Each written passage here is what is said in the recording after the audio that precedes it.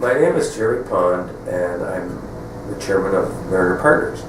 Gerry, you've spent your career in the ICT sector. However, you're neither an engineer nor a computer scientist. You, of course, got your start in HR and worked your way up. What is it about this sector that fascinates you? Well, for one thing, the ICT sector, as we call it, Information and Communications Technology sector, is a very fast-changing, fast-moving sector. It's a growth sector, and I think that makes it exciting. I mean, there are certain parts of it that can become routine. I think people maybe have an image sometimes of ICT as, writing code.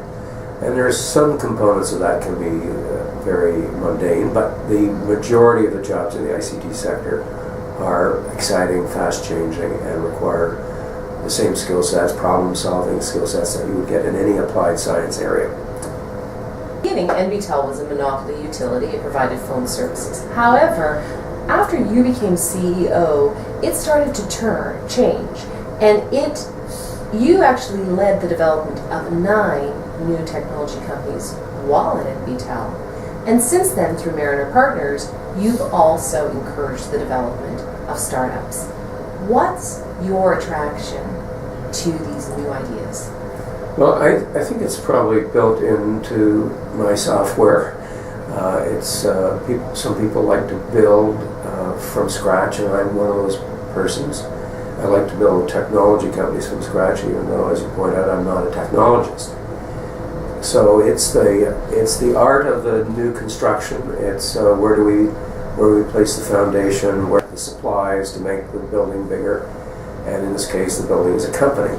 So some of my skill sets involve knowing how to mix and match people, believe it or not. And so getting the right team in place is not just a matter of finding technology people or finding financial people or marketing people. It's making sure that they can work as a team. And in the case of startups, entrepreneurs are very independent type people.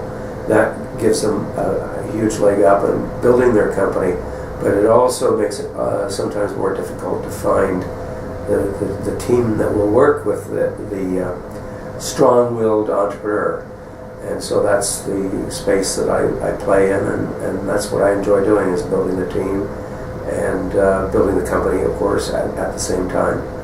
So are there some core traits that you look for in people you want to attract to a team with a startup?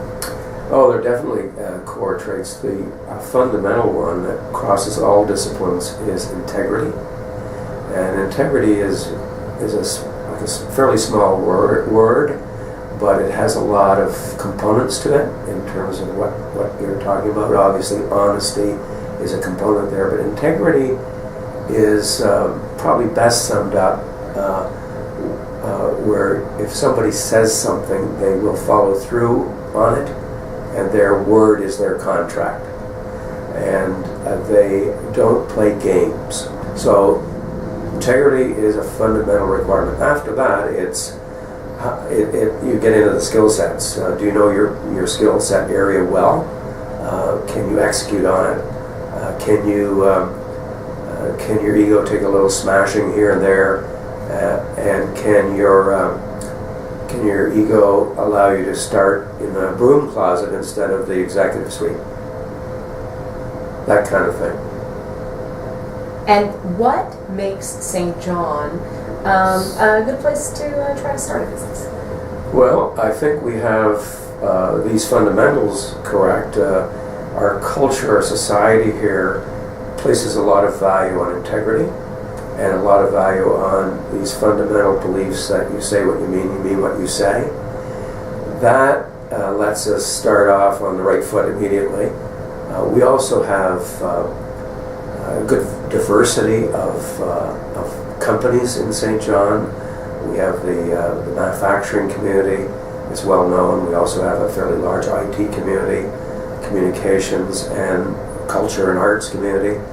And while our community is not totally diversified in terms of cultures, we do have enough diversity to be able to say we're on that track. And diversity is extremely important for the growth today.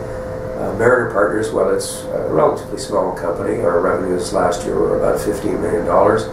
We are a global company.